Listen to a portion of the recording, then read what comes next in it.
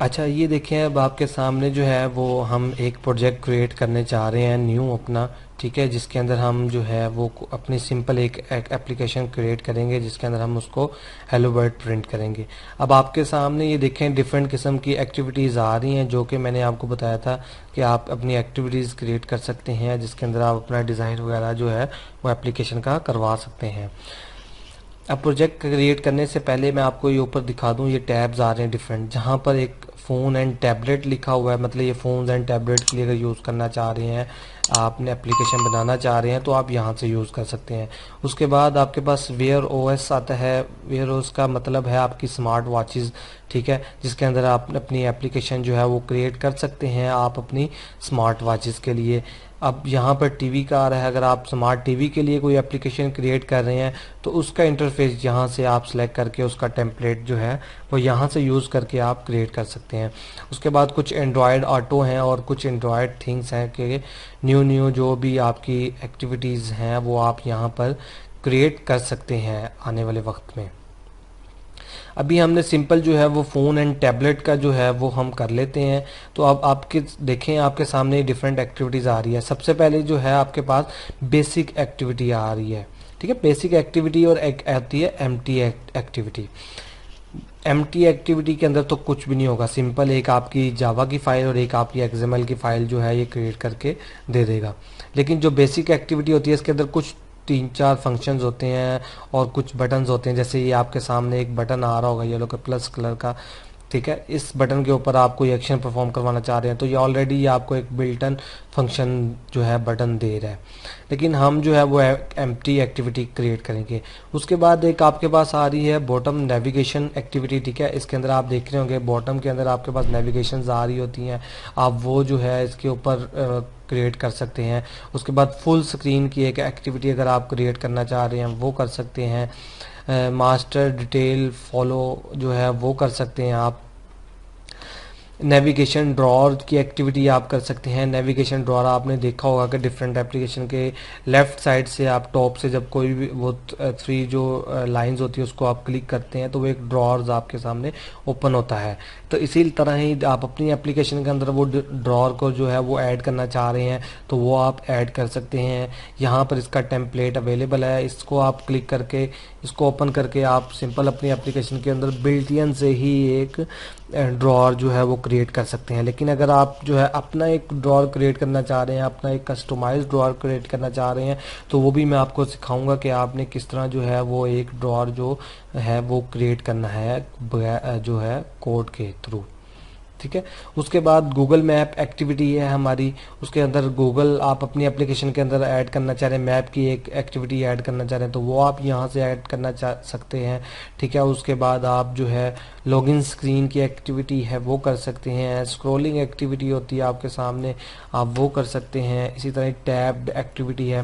Tab जो activity होती है मीन्स के आपकी जिस तरह के व्हाट्सएप की एप्लीकेशन होती है, ठीक है, आप व्हाट्सएप अपना ओपन करते हैं, उसके अंदर आप देखते हैं सबसे पहले आपकी चैट आ रही होती है, उसके बाद आपका स्टेटस आ रहा होता है, तीसरा आपकी कॉल्स आ रही होती हैं। तो आप जब चैट की टैब करके आप जब दूसरे स्टेटस के टैब पे जाते हैं तो वो एक बेसिकली आप टैब कर रहे होते हैं, ठीक है। तो वो उस तरह की अगर आप कोई फंक्शनैलिटी आप अपनी एप्लीकेशन में लाना चाह रहे हैं तो वो भी आप यहाँ से ला सकते हैं। अच्छा, ये जो सारी चीज़ें हैं ये बेसिकली एंड्रॉयड स्टूडियो ने जो है वो आपको टेम्पलेट्स दिए हुए हैं, इसके बिल्ट इन ही आपको दिए हैं, आप यहाँ से यूज़ करके इसको जो है वो क्रिएट कर सकते हैं। लेकिन आपको मैं जो है यहाँ से भी क्रिएट करना सिखाऊंगा, आपको मैं कोड के थ्रू भी क्रिएट करना सिखाऊंगा, क्योंकि हम जब अपनी एप्लीकेशन को क्रिएट करते हैं किसी क्लाइंट के लिए तो वो अपनी रिक्वायरमेंट के मुताबिक जो है वो ड्रॉर वो ऐड करवाता है या अपनी रिक्वायरमेंट के मुताबिक वो डिफरेंट फंक्शनैलिटी जो है वो ऐड करवाता है।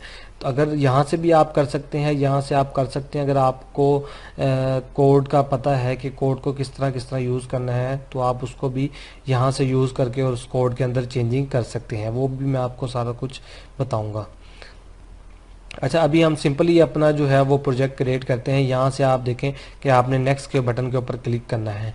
जब आप नेक्स्ट के बटन के ऊपर क्लिक करेंगे तो आपके सामने एक ये स्क्रीन ओपन हो जाएगी, जिसके अंदर वो आपसे आपकी एप्लीकेशन का नेम पूछ रहा है। ठीक है, तो आपने यहाँ पर आपने अपनी एप्लीकेशन का नेम दे देना है। यहाँ जैसे कि यहाँ पर लिखा हुआ माई एप्लीकेशन, तो मैं यहाँ पर अपना लिखना चाह रहा हूँ माई फर्स्ट प्रोजेक्ट। ठीक है, यहाँ पर मैं नेम दे रहा हूँ माय फर्स्ट प्रोजेक्ट। जैसे कि मैंने आपको अपने पिछले लेक्चर में बताया था कि आपने नेमिंग कन्वेंशन का बहुत ज़्यादा ख्याल रखना है एंड्रॉयड के अंदर। ठीक है, क्यों? क्योंकि आपने जो फर्स्ट करैक्टर होगा वो आपने कैपिटल लिखना है। इसी तरह जावा के अंदर आपको मैंने बताया था कि आपने कोई भी नेम लिखना है तो उसका फर्स्ट करैक्टर जो है वो आपने कैपिटल लिखना है। जैसे कि यहाँ पर मैंने माई का एम और फर्स्ट का एफ और प्रोजेक्ट का पी कैपिटल रखा है। ठीक है, इसी तरह ये आपका ये एप्लीकेशन का नेम आ जाएगा। ठीक है, उसके बाद दूसरा हमारे पास आता है पैकेज नेम। अच्छा, पैकेज नेम मोस्ट इम्पॉर्टेंट चीज़ है। ये मैं आपको बताता चलूँ कि ये पैकेज जो नेम होता है ये हर एप्लीकेशन का डिफरेंट होता है। अगर मैंने अभी एक माय फर्स्ट प्रोजेक्ट की एप्लीकेशन क्रिएट की है, अगर मैं दूसरी कोई एप्लीकेशन अगर क्रिएट करता हूँ इसके बाद में, तो उसका जो पैकेज नेम होगा वो डिफरेंट होगा। ठीक है, तो ये पैकेज नेम जो है हर एप्लीकेशन का डिफरेंट होता है। आप लोग अपने एंड्रॉयड फ़ोन के अंदर जो है वो अपनी फाइल मैनेजर के अंदर जाके, वो एंड्रॉयड के अंदर जाके वहाँ पर आप देख सकते हैं कि आपकी जितनी भी मोबाइल के अंदर एप्लीकेशन आपके मोबाइल के अंदर जो इंस्टॉल हुई हुई हैं, आप उनके पैकेज नेम देख सकते हैं कि आप किस पैकेज के नेम के साथ उसकी जो है वो एप्लीकेशन इंस्टॉल हुई है। ठीक है, तो उसके बाद ये इसने ऑलरेडी लिखा हुआ दे दिया हुआ है com.example.myfirstproject। ठीक है, ये इसका पैकेज नेम यही रहेगा। उसके बाद सेव लोकेशन कर सकते हैं आप अपनी एप्लीकेशन को, जो प्रोजेक्ट क्रिएट कर रहे हैं आप इसको कहाँ सेव करना चाह रहे हैं वो सेव कर सकते हैं यहाँ से फोल्डर सेलेक्ट करके।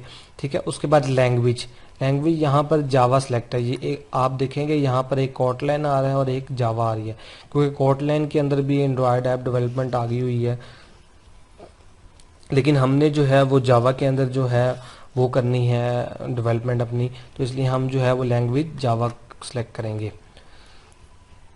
उसके बाद जो है हमारे पास एपीआई लेवल आ जाता है।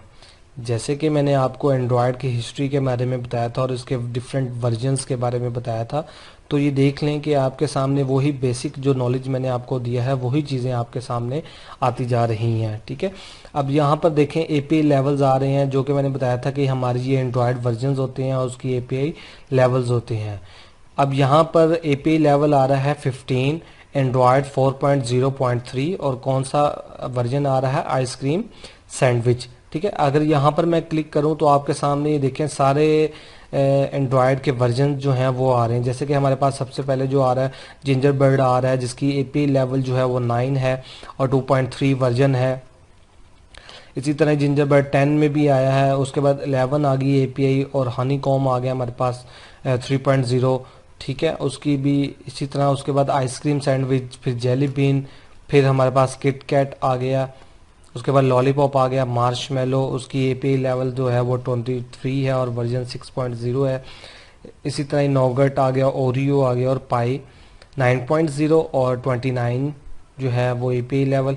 और उसके बाद हमारा क्यू जो है अभी लेटेस्ट वर्जन है वो 29 एपीआई के साथ है। ठीक है, उसके बाद आप यहाँ पर देखें आपके सामने 30 एपीआई भी लिखा हुआ आ रहा है, लेकिन अभी इसका एंड्रॉयड के वर्जन का नेम नहीं आया, लेकिन एंड्रॉयड का जो एपीआई है 30 तक वो आ गई हुई है।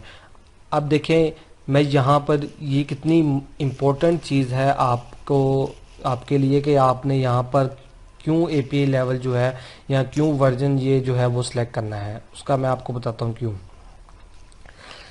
अब देखिए आपके सामने एपीआई 30 आ रहा है एंड्रॉयड का। अगर मैं इसको सिलेक्ट करता हूँ, ठीक है, मैंने इसको सिलेक्ट किया। अब यहाँ पर आप देखें your app will run on 1% of devices, मतलब कि अगर मैं इसके इस वर्जन के ऊपर एप्लीकेशन, इस एपीआई के ऊपर एप्लीकेशन क्रिएट कर रहा हूँ तो 1% डिवाइसेस हैं।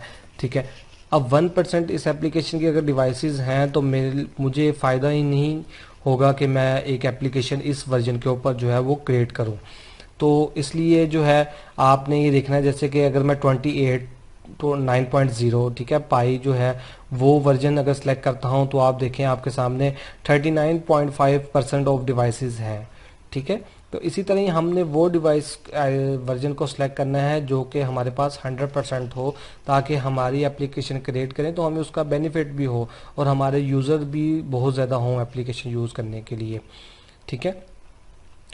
उसके बाद आप ओरियो करेंगे क्लिक तो 60.8% आ गया है डिवाइसेस का, ठीक है। इसी तरह नोगट करेंगे तो 73 पॉइंट, इसी तरह ही ना पीछे पीछे जितना चलते जाएंगे आप, तो उसका जो वर्जन्स की जो डिवाइसेस हैं वो उतनी ही इंक्रीज़ होती जाएगी, उतनी ही उसकी परसेंटेज इंक्रीज़ होती जाएगी। जैसे कि यहाँ पर हम अगर 4.0.3 आइसक्रीम सैंडविच जो है वो सिलेक्ट करते हैं, तो your app will run on approximately 100% of devices, ठीक है। 100% डिवाइसेस के ऊपर आपकी जो ये एप्लीकेशन है वो रन कर सकती है, ठीक है। तो आपने ये जो है यहाँ पर आइसक्रीम सैंडविच जो है वो सिलेक्ट कर रहे हैं अभी हम, क्योंकि हमें जो है अपनी ज़्यादा यूज़र चाहिए जो हमारी एप्लीकेशन को यूज़ कर सकें। तो ये this is the most important things. अच्छा, उसके बाद सिंपली आपने यहाँ सेलेक्ट करके यहाँ पर फिनिश के बटन के ऊपर क्लिक करना है। तो जब आप फिनिश के ऊपर क्लिक करेंगे तो आपका प्रोजेक्ट जो है वो एक क्रिएट होना शुरू हो जाएगा। यहाँ पर देखिए आपके प्रोजेक्ट का नाम आ रहा है जो हमने रखा था माई फर्स्ट प्रोजेक्ट। अब ये देखें एंड्रॉयड स्टूडियो जो है वो कुछ अपनी डिपेंडेंसीज और कुछ इसकी फीचर जो है वो इसको जो है वो बिल्ड कर रहा है, ठीक है, रन कर रहा है। अब आपके पास इस तरह के कोई भी एरर वगैरह आते हैं तो आपने सिंपली क्या किया करना है, आपने सबसे पहले एरर को पढ़ना है। हमेशा जो डेवलपर होता है वो तब कामयाब होता है जब वो उसको एरर पढ़ने आ जाए, ठीक है। तो आपने ज़्यादा से ज़्यादा एरर जो हैं वो पढ़ा करने हैं। क्यों? क्योंकि आप जब तक एरर रिजॉल्व करना नहीं सीखेंगे आप कोडिंग नहीं सीखेंगे, ठीक है। मेरे जो टीचर थे उन्होंने भी मुझसे यही कहा था कि सबसे पहले बेटा आप एरर को फाइंड करो, ठीक है, और एरर को जो है वो रिजॉल्व करने की कोशिश करो, उसको पढ़ो कि वो है क्या। हम क्या करते हैं, हम एरर को, अगर हमारी कोडिंग के अंदर एरर आता है तो हम सिंपली एरर को कॉपी करते हैं और गूगल कर लेते हैं और गूगल हमें उसका आंसर बता देता है और हमें सोल्यूशन तो मिल ही जाता है उसका, ठीक है, क्योंकि गूगल है, हमें उसका सिंपल जो है सोल्यूशन मिल जाता है और हम उसको यूज़ करके जो है अपनी एप्लीकेशन जो है वो कोडिंग जो है वो क्रिएट कर लेते हैं। लेकिन उसका एक नुकसान हमें ये होता है कि हमने खुद उस एरर को पढ़ा ही नहीं, ठीक है, और हम सिंपली गूगल के ऊपर चले गए हैं और गूगल के ऊपर जाके हमने उसको जो है वो सर्च करना शुरू कर दिया है और डिफरेंट जो है वो पेजेस से उसके जो सॉल्यूशंस है वो फाइंड करना शुरू कर दिए हैं। हमें फ़ायदा नहीं होगा, लेकिन हमारी एप्लीकेशन क्रिएट हो जाएगी लेकिन हमें फ़ायदा नहीं होगा। कल को वही एरर आएगा तो आपको फिर से गूगल करना पड़ेगा। तो इससे अच्छा है कि वो आप एरर को खुद ही पढ़ें और उसको रिजॉल्व करने की कोशिश करें। अगर रिजॉल्व नहीं होता, अगर आपको लगता है कि आपके पास इतनी नॉलेज नहीं है इस एरर के मुतल्लिक, तो आप फिर गूगल की तरफ जाएं। तो सबसे पहले गूगल की तरफ नहीं जाना। अब देखिए मैंने कुछ भी नहीं किया, सिंपली मैंने एक प्रोजेक्ट ओपन किया है तो मेरे पास जो है वो उसने एक एरर दे दिया है, ठीक है। तो उम्मीद करता हूँ कि आप लोगों के पास ये एरर नहीं आएगा। तो मैंने कुछ चेंज किया था जो कि मैं आपको एक एरर समझाने की कोशिश करूँ ताकि आपको पता हो कि आपने एरर कैसे देखना है। अब ये देखें यहाँ पर आपको रेड कलर की एक लाइन नज़र आ रही है जिसके अंदर वो बता रहा है कि unable to resolve dependencies for, ठीक है, could not find any version that matches. ये जो वर्जन है इस तरह का कोई भी जो भी है अवेलेबल नहीं है, तो आप इसको जो है रिजॉल्व करें। अब वो कहाँ पर कह रहा है, वो रिजॉल्व कह रहा है डिपेंडेंसीज में। अब जैसे कि मैंने आपको लेक्चर्स में बताया था कि हमारी डिपेंडेंसीज किसके अंदर आती हैं, हमारी ग्रेडल के अंदर आती हैं, ठीक है। अब यहाँ पर मैं जाऊँगा सिंपली अपने ग्रेडल के अंदर, बिल्ड डॉट ग्रेडल के अंदर जब मैं जाऊँगा तो यहाँ पर मैं अपनी डिपेंडेंसी देखूंगा जो कि वो यहाँ पर मुझे बता रहा है कि ये यहाँ पर नहीं अवेलेबल। तो मैं सिंपली इसको क्या करूँगा, इसको चेंज कर दूंगा, ठीक है। इसी तरह ही आपने जो है वो डिफरेंट जो है उसको एरर्स को रिजॉल्व करना है, ठीक है। अब मैं यहाँ पर इसको दोबारा से बिल्ड करूँगा तो ये मेरी जो प्रोजेक्ट है ये बिल्ड हो जाएगा, आप कोई एरर वगैरह नहीं आएगा इंशाल्लाह।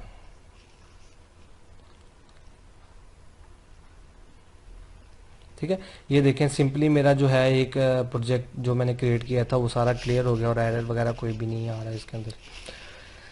अच्छा, मैंने आपको आर्किटेक्चर दिखाया था एंड्रॉयड का जिसके अंदर ये आपको डिफरेंट फोल्डर्स के थ्रू मैंने जो है उसका बताया था, तो ये अब मैं आपको एंड्रॉयड स्टूडियो के अंदर भी बता देता हूँ इन फोल्डर्स का।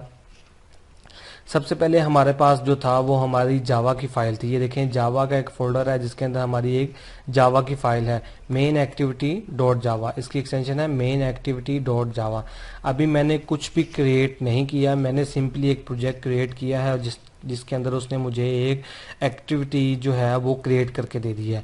अब मैं जहाँ पर लफ्ज़ एक्टिविटी का यूज़ करूँ वहाँ पर आपको पता हो कि इसकी एक जावा फाइल भी है और इसकी एक एक्सएमएल फाइल भी है, ये आप लोगों ने जहन में रखना है, ठीक है। उसकी एक जावा फाइल भी है और उसकी एक एक्सएमएल फाइल भी है। अब जैसे कि अगर मैंने एक्टिविटी क्रिएट की है एम्प्टी एक्टिविटी, तो उसने ऑलरेडी मुझे एक उसकी एक्सएमएल फाइल दे दी है और इसकी मुझे एक जावा फाइल दे दी है। इसी तरह ये आपके पास जावा की फाइल आ गई, ठीक है। उसके बाद आपके पास आता है रिसोर्सेज का फोल्डर, ठीक है। रिसोर्सेज के फोल्डर के अंदर आप देखें आपके पास ड्रॉएबल्स आते हैं, आपके पास लेआउट्स आती हैं, आपके पास वैल्यूज़ आती हैं। वैल्यूज़ के अंदर मैंने आपको बताया जैसे कलर, स्ट्रिंग, स्टाइल वगैरह, और यहाँ पर आपके पास जो है वो ग्रेडल आ जाता है, जिसके अंदर मैंने आपको बताया था कि आपकी डिपेंडेंसी आपकी ग्रेडल के अंदर आती हैं।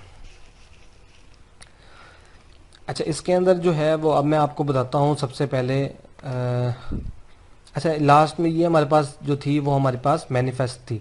मैनिफेस्ट के अंदर हम आपको दिखाते हैं डिफरेंट किस्म की जो चीज़ें होती हैं, वो मैं आपको सारा कोड के साथ गो थ्रू करवाता हूँ। तो मैनिफेस्ट के अंदर हमारी जो भी हैं परमिशंस वगैरह हम उसके अंदर लिख लेते हैं। अच्छा, अभी हम जो है अपनी दो चीज़ों को कवर करते हैं, वो है हमारी मेन एक्टिविटी और हमारी एक्सएमएल की फाइल, कि इसके अंदर होता क्या है। तो आप देखें सबसे पहले जावा की फाइल है, इसके अंदर हमारे पास सबसे पहले क्या आ रहा है, इसका पैकेज नेम। तो आप लोगों ने जब भी सी प्लस प्लस या जावा की कोई भी फाइल क्रिएट की होगी अपने यूनिवर्सिटी लेवल में, तो आपने देखा होगा कि उसके अंदर आपके पास आप इंक्लूड करवाते हैं उसकी कुछ लाइब्रेरीज़ को। तो यहाँ पर सिंपली यहाँ पर भी उसका पैकेज नेम है और यहाँ पर उसकी लाइब्रेरीज़ को इंपोर्ट करवा रहे हैं। ये मैंने नहीं करवाई, ये ऑलरेडी इन्होंने ही एंड्रॉयड स्टूडियो ने जो है वो इंपोर्ट करके मुझे दे दी है। अच्छा, ये देखें हमारे पास अब जावा की बात आती है, तो जावा के अंदर आपको पता है हमारी ऑब्जेक्ट्स आते हैं, हमारी क्लासेस आती हैं, हमारी इनहेरिटेंस आती है, पॉलीमॉर्फिज्म, इनकैप्सुलेशन, ठीक है, एब्स्ट्रैक्शन वगैरह, ठीक है। ये सारी चीज़ें हमारी किसके अंदर आ जाती हैं, जावा के अंदर। तो इसीलिए मैंने आपको इसके कॉन्सेप्ट दिए थे कि आपको इनके कॉन्सेप्ट जो है वो फिंगर टिप्स पे होने चाहिए, ताकि आपको पता हो कि यहाँ पर क्या चीज़ हम यूज़ कर रहे हैं। अब यहाँ पर हमने एक क्लास क्रिएट की हुई है जिसके अंदर हमारी क्लास का नाम है मेन एक्टिविटी, ठीक है। देखिए मेन एक्टिविटी क्लास नेम है, लेकिन हम उसको कैसे बनाते थे आपको पता है। सबसे पहले हम एक्सेस मॉडिफायर लगाते थे, क्लास का कीवर्ड लगाते थे और अपनी क्लास का नेम लिखते थे। तो जावा की बात हो रही है, तो जावा के अंदर आपको पता है कि हम फर्स्ट कैरेक्टर जो है वो कैपिटल रखते हैं, ठीक है। इसी तरह हमने मेन एक्टिविटी का जो है फर्स्ट कैरेक्टर जो है वो हमने कैपिटल रखा है। उसके बाद हम इसको एक्सटेंड कर रहे हैं। अच्छा, एक्सटेंड बेसिकली क्या था, एक्सटेंड, जी बिल्कुल, एक्सटेंड जो था वो हमारे पास इनहेरिटेंस थी, ठीक है। एक्सटेंड के कीवर्ड के साथ हम क्या कर रहे थे, इनहेरिट कर रहे थे। तो हम इनहेरिट कर रहे हैं अपनी एक क्लास के साथ जिसका नाम है ऐप कॉम्पैक्ट एक्टिविटी, ठीक है, जो कि एंड्रॉयड ने पहले से ही एक क्लास बना के रखी हुई है, जिसके अंदर हम जो एक्सटेंड करके उसको हम उसके फंक्शन यूज़ कर सकते हैं। बेसिकली इनहेरिटेंस तो यही थी ना कि हमने अगर किसी भी एप्लीकेशंस के अंदर हमने अपनी क्लास जो बनानी है, उस क्लास को अगर हमने इनहेरिट करना है, तो क्यों इनहेरिट करना है, क्योंकि हमने उस क्लास के फंक्शन यूज़ करने हैं। हम अपनी बेस क्लास के अंदर उसका ऑब्जेक्ट बना के हम उसकी जो ड्राइव क्लास है उसके जो फंक्शंस हैं वो यूज़ कर सकते हैं हम, तो इसीलिए हम उसको इनहेरिट करते हैं। तो इस तरह ही आपके सामने यहाँ देखें ऐप कॉम्पैक्ट की जो एक्टिविटी की जो एक क्लास है वो हमने इनहेरिट की हुई है, और यहाँ पर इसकी आप देखें एंड्रॉयड स्टूडियो ने उसकी जो है इंपोर्ट कर दी हुई है लाइब्रेरी हमें। अगर मैं यहाँ पर लाइब्रेरी जो है इंपोर्ट की, यहाँ पर मैं इसको ख़त्म कर देता हूँ, तो यहाँ देखें आप, मुझे यहाँ पर एरर दे रहा है, वो कह रहा है कैन नॉट रिजोल्व सिंबल। ये एक सिंपल वर्ड करेक्टर लिखे हुए आ गए हैं, वर्ड लिखा हुआ आ गया है। क्यों, क्योंकि इसके कोई इसकी डिपेंडेंसीज या इसकी कोई लाइब्रेरीज वगैरह नहीं है। इसके ऊपर मैंने ला के क्लिक किया तो वो यहाँ पर कह रहा है कि Android dot support dot v four app dot app compact activity करें। तो आल्ट प्लस एंटर करूँगा तो वो सिंपली यहाँ पर देखें उसने खुद ही इंपोर्ट कर दी है इसकी लाइब्रेरी, ठीक है। अगर मैं यहाँ पर लाइब्रेरी जो है इंपोर्ट की, यहाँ पर मैं इसको ख़त्म कर देता हूँ, तो यहाँ देखें आप, मुझे यहाँ पर एरर दे रहा है। वो कह रहा है कैन नॉट रिजोल्व सिंबल, ये एक सिंपल वर्ड करेक्टर लिखे हुए आ गए हैं, वर्ड लिखा हुआ आ गया है। क्यों? क्योंकि इसके कोई इसकी डिपेंडेंसीज या इसकी कोई लाइब्रेरीज वगैरह नहीं है। इसके ऊपर मैंने ला के क्लिक किया तो वो यहाँ पर कह रहा है कि Android dot support dot v four app dot app compact activity करें। तो आल्ट प्लस एंटर करूंगा तो वो सिंपली यहाँ पर देखें उसने खुद ही इंपोर्ट कर दी है इसकी लाइब्रेरी। ठीक है, अब ये क्लास जो है ऐप कॉम्पैक्ट एक्टिविटी की, ये देखें मैं अगर इसके ऊपर कंट्रोल क्लिक करके कर्सर लाकर इसके ऊपर क्लिक करता हूँ तो ये जो क्लास है ये ओपन हो जाती है। ठीक है, अब आपने यहाँ पर कोई भी चीज़ डिलीट वगैरह नहीं करनी इसके अंदर। ये देखें अब यहाँ पर क्लास बनी हुई है ऐप कॉम्पैक्ट एक्टिविटी, ये आगे जो है एक्सटेंड हुई है डिफरेंट एक्टिविटी के इसके साथ। अब इसके अंदर फंक्शन जो हैं वो यूज़ हुए हैं, देखिए कितने ज़्यादा इसके अंदर फंक्शन क्रिएट हुए हैं। इन्हीं फंक्शन को जो है मैं यूज़ करता जाऊंगा अपनी एप्लीकेशन के अंदर और मैं उनको जो एक्शंस हैं वो परफॉर्म करता जाऊंगा। ठीक है, अच्छा ये आप देख लें। उसके बाद हमने क्या करना था, हमारे पास एक हमारा मेन फंक्शन होता है, यहाँ पर हमारे पास मेन फंक्शन होता है ऑन क्रिएट, क्योंकि जब भी हमारी एप्लीकेशन जो है वो क्रिएट होती है तो सबसे पहले उसका फंक्शन ऑन क्रिएट का कॉल होता है। ठीक है, सबसे पहले उसका फंक्शन ऑन क्रिएट का कॉल होता है। ये अभी एक्टिविटी का लाइफ साइकिल जो है ये भी मैं आपको अगले लेक्चर में बताता हूँ कि आपको पता होना चाहिए कि एक एक्टिविटी का लाइफ साइकिल जो है वो किस तरह जो है स्टेप बाय स्टेप जो है वो चलता है, तो वो मैं आपको अगले लेक्चर के अंदर बताऊँगा। यहाँ पर हम फिर से एक्सेस मॉडिफायर लगा रहे हैं प्रोटेक्टेड। आपको याद है कि हमने कितने किस्म के एक्सेस मॉडिफायर पढ़े थे, 4 किस्म के। ठीक है, जिसके अंदर हमारे पास जो था पब्लिक, प्रोटेक्टेड, डिफ़ॉल्ट और प्राइवेट, ये हमारे क्या थे एक्सेस मॉडिफायर। अब यहाँ पर मैं प्रोटेक्टेड यूज़ कर रहा हूँ, तो आपको पता है लेक्चर्स के अंदर मैंने बताया था कि प्रोटेक्टेड किस लिए यूज़ होता है, पब्लिक किस लिए यूज़ होता है, डिफ़ॉल्ट किस लिए यूज़ होता है और प्राइवेट किस लिए यूज़ होता है। तो अगर आपको यहाँ पर नहीं क्लियर हो रहा तो आप वो लेक्चर जाके देखें और वो कॉन्सेप्ट को क्लियर कर लें। अच्छा, ये यहाँ पर वॉइड करके ऑन क्रिएट इसने ऑलरेडी क्रिएट किया हुआ फंक्शन है, उसके अंदर हमने अपना सुपर का कीवर्ड जो है ऑब्जेक्ट जो है उसके साथ हमने ऑन क्रिएट के फंक्शन को कॉल कर दिया है इसके अंदर। और उसके बाद तीसरा जो हमारी लाइन के अंदर देखें उसने लिखा हुआ है set content view. Set content view का मतलब है कि अगर इस एप्लीकेशन जो मैं क्रिएट कर रहा हूँ, इस एक्टिविटी को क्रिएट कर रहा हूँ, इसका कोई ना कोई तो व्यू होगा जो कि मैं अपने यूज़र को दिखाना चाहूँगा। ठीक है, तो वो कंटेंट व्यू को मैं क्या कर रहा हूँ, सेट कर रहा हूँ। लेकिन उस कंटेंट व्यू को मैं लाऊंगा कहाँ से? जैसे कि मैंने आपको बताया था कि आपकी एक्सएमएल फाइल के अंदर आपका जितना भी यूज़र इंटरफेस होता है, आपका डिज़ाइन होता है, वो सारा आपका एक्सएमएल की फाइल के अंदर होता है।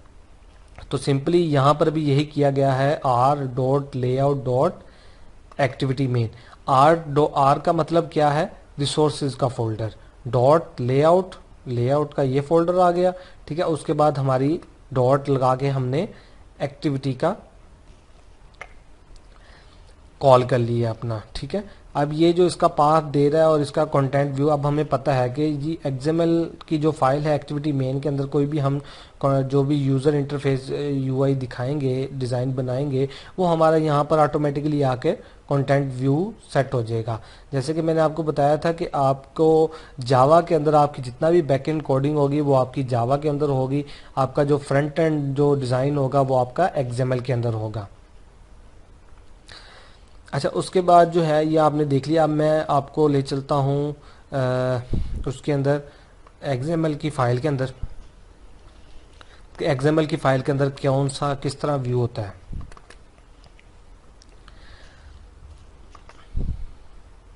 ये देखें, ये एक हमारा एक स्क्रीन आ रही है। ठीक है, एक व्यू आ रहा है। ठीक है, इसके अंदर जो है इसने ऑलरेडी क्रिएट करके दिया हुआ है एक हमें टेक्स्ट व्यू। ये एक छोटा सा आप देखें यहाँ पे आपके सामने टेक्स्ट व्यू आ रहा है, ये टेक्स्ट व्यू लगा हुआ है हमारे पास। अब इसके क्या फंक्शन होते हैं डिफरेंट टेक्स्ट व्यू के, वो मैं आपको अगले लेक्चर्स में बताता हूँ कि ये जो कोड होता है इसके अंदर क्या क्या होता है, एक टेक्स्ट व्यू को लगाने के लिए हमें क्या क्या लिखना पड़ता है। अभी हम जस्ट अपना कोड को गो थ्रू कर रहे हैं। ये जो फंक्शन है ये भी मैं आपको बताता हूँ, ये एंड्रॉयड ने जो है आपने ऑलरेडी से ही क्रिएट करके दिए हुए हैं।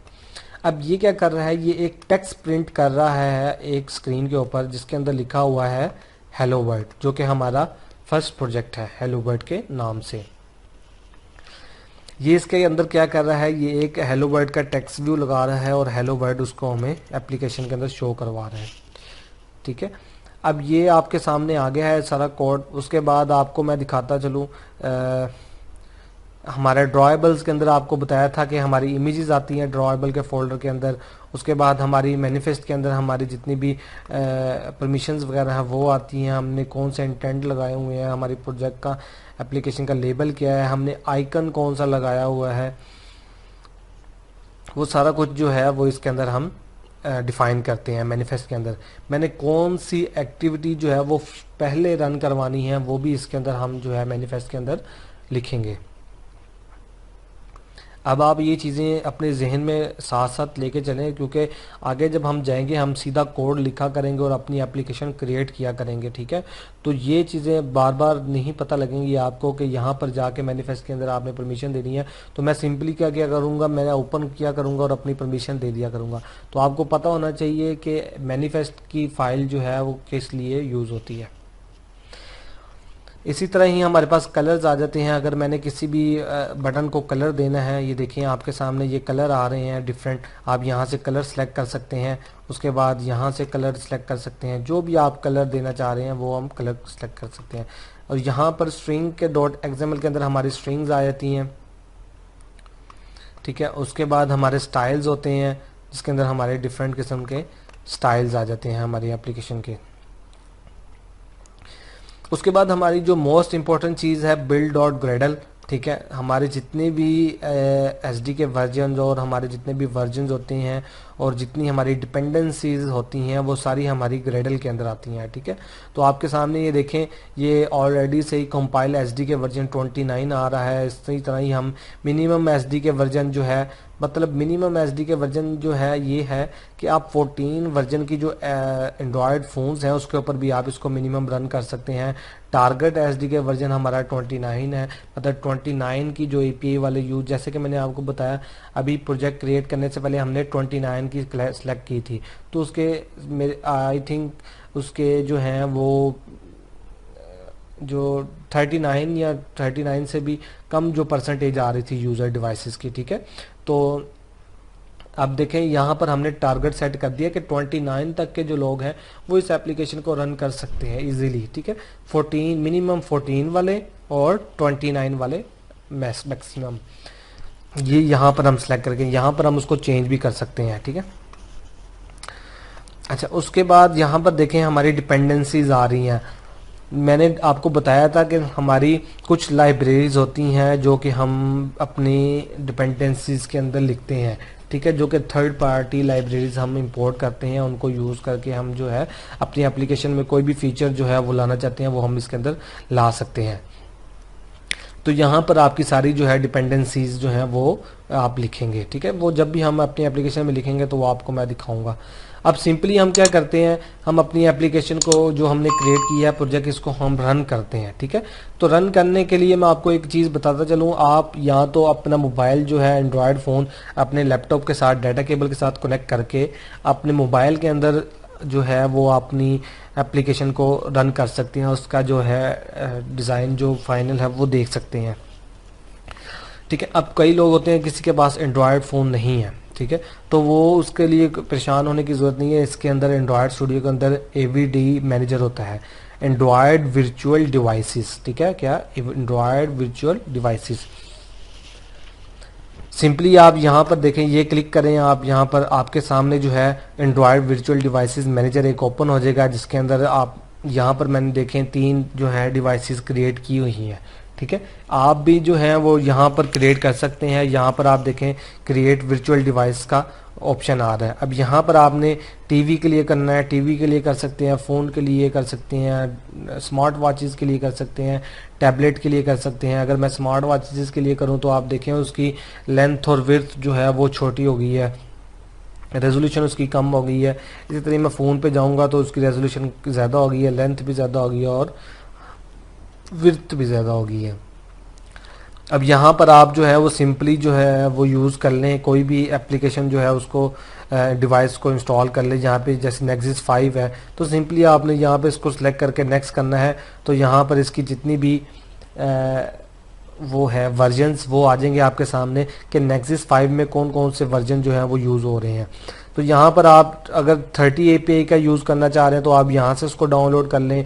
अगर पाई का करना चाह रहे हैं, यहाँ से ओरियो का, नोगेट का, कोई भी आप करना चाह रहे हैं तो वो आप सिंपली यहाँ से डाउनलोड कर लें और उसके बाद इसको नेक्स्ट करके आप जो है अपना एक एंड्रॉयड वर्चुअल डिवाइस जो है वो अपने लैपटॉप या अपने पीसी के अंदर जो है वो क्रिएट कर सकते हैं। एक तो ये तरीका है, ठीक है, एप्लीकेशन को रन करने का। दूसरा तरीका ये है कि आपने सिंपल क्या करना है, अपने एंड्रॉयड फ़ोन के अंदर जाना है, सेटिंग के अंदर आपने डेवलपर ऑप्शन के अंदर जाना है। डेवलपर मोड ऑप्शन के अंदर जब आप जाएंगे तो आपने वहाँ पर डिबगिंग का जो ऑप्शन है वो सेलेक्ट कर लेना है, ओपन कर लेना है। जब आप ओपन कर लेंगे तो आप जब यहाँ से प्रोजेक्ट क्रिएट करेंगे, जैसे कि मेरी जो डिवाइस है वो इसके साथ कनेक्ट हुई है, ठीक है, और उसके अंदर ये भी है एक चीज़ है, आप यहाँ से रन करेंगे एप्लीकेशन जो है वो उसके अंदर रन हो जाएगी मेरे मोबाइल के अंदर। लेकिन अगर आप यहाँ से देखें कि मैंने यहाँ पर एक जो है वो अपने ही मोबाइल का एक क्लोन जो है वो इसके अंदर एक एंड्रॉयड वर्चुअल डिवाइस क्रिएट की हुई है, जो कि मैंने एक सॉफ्टवेयर है जिसके थ्रू मैंने इसको सेलेक्ट करके ओपन किया हुआ है अपने मोबाइल को अपने लैपटॉप के अंदर, ताकि मैं जब भी कोई एप्लीकेशन क्रिएट करूं तो आपके सामने आपको पता हो कि वो क्रिएट हो गई है, ठीक है। अच्छा, यहाँ से मैं क्या कर रहा हूँ, अब मेरी जो मोबाइल डिवाइस है इसका वर्जन क्या है, 10 है और एपीआई लेवल है 29। अब अगर यहाँ पर मैं एपीआई लेवल डिपेंडेंसीज के अंदर, ग्रेडल के अंदर मैं एपीआई लेवल 29 से 30 कर दूं, या 29 जो मैंने टारगेट रखा हुआ है इसको 28 कर दूं, तो ये मेरी मोबाइल एप्लीकेशन के अंदर नहीं चलेगा। क्यों? क्योंकि मैंने इसको टारगेट ही नहीं किया इस वर्जन को, इस एपीआई को, ठीक है। तो ये कितना ज़रूरी है कि आपने किस तरह अपने जो है एपीआई लेवल को सिलेक्ट करना है। सिंपली यहाँ से मैं इसको सिलेक्ट करूँगा और यहाँ पे ओके करूँगा तो ये जो मेरा प्रोजेक्ट है वो रन होना शुरू हो गया है। यहाँ पर देखें आपके सामने जो है वो एप्लीकेशन ओपन हो जाएगी। ये देखें यहाँ पर ग्रेडल जो है वो बिल्ड हो रहा है इसका, ठीक है। जितने भी वो चेक कर रहा है कि इसकी जितनी भी ग्रेडल की डिपेंडेंसीज हैं वो कौन कौन सी हैं, क्या क्या है इसके अंदर, वो इसको रन कर देगा और रन करने के बाद हमारे सामने हमारी एप्लीकेशन को क्रिएट कर देगा।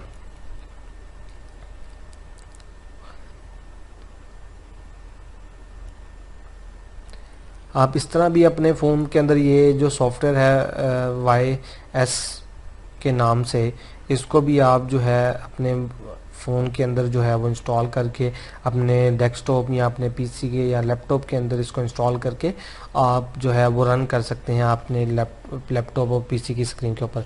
अगर आप इसको मोबाइल फ़ोन के अंदर करना चाहते हैं तो आप सिंपली जो है वो डाटा केबल के साथ कनेक्ट करके भी उसको रन कर सकते हैं। इसके अलावा मैंने आपको जो है एंड्रॉयड वर्चुअल डिवाइसेस का भी बता दिया है, आप उसके अंदर भी जाके उसको जो है वो सिलेक्ट करके जो है उधर वहाँ पर रन कर सकते हैं।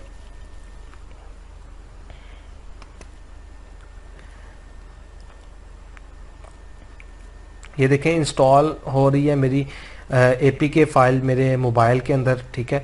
अब ये मेरी मोबाइल स्क्रीन है, इसके अंदर ये देखें ये एप्लीकेशन जो है वो रन हो गई है। अब रन होने के बाद यहाँ पर मेरी एप्लीकेशन का नेम लिखा हुआ आ रहा है, जो कि हमने अपनी एप्लीकेशन का नेम रखा था माई फर्स्ट प्रोजेक्ट, और यहाँ पर लिखा हुआ आ रहा है हेलो वर्ल्ड। ये देखें छोटा सा करके यहाँ पर लिखा हुआ आ रहा है हेलो वर्ल्ड। क्यों? क्योंकि हमने जो है वो XML के अंदर ही हमने हेलो वर्ल्ड प्रिंट कराया था। तो यहाँ पर हम अपने हेलो वर्ड का जो साइज़ है वो भी इसको ज़्यादा कर सकते हैं, कम कर सकते हैं, ज़्यादा कर सकते हैं। उसको सिंपली यहाँ पर ज़्यादा भी और कम भी कर सकते हैं। अब यहाँ पर मैं आपको बताऊँ, हेलो वर्ड की जगह अगर मैं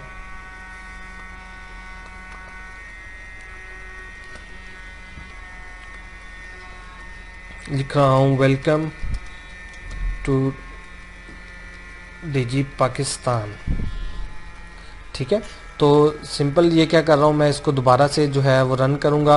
रन करने के बाद अब जो है वो मेरी एप्लीकेशन के अंदर क्या लिखा हुआ आ जाएगा, वेलकम टू डिजी पाकिस्तान।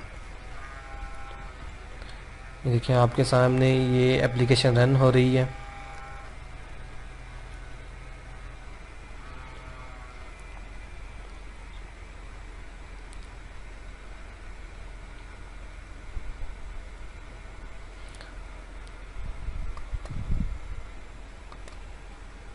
ये देखें, ये एप्लीकेशन के अंदर लिखा हुआ आ गया वेलकम टू डिजी पाकिस्तान। ये सिंपली क्या कर रहा है, एक जो है वो टेक्स्ट व्यू कर रहा है। तो इसी तरह ही हम different buttons, different text view, different edit text वगैरह लगाएंगे, इमेज व्यू लगाएंगे। हम कोई वीडियो चलाना चाह रहे हैं अपनी एप्लीकेशन के अंदर, वो लगाएंगे कि जैसा कि आपने डिफरेंट एप्लीकेशन देखी होंगी अपनी जो है लाइफ में। तो सिंपली ये था हमारी फर्स्ट प्रोजेक्ट का ओवरव्यू और सारा कुछ हमारा कोड वगैरह। तो उम्मीद करता हूँ कि आपको इसके अंदर समझ लगी होगी। ठीक है।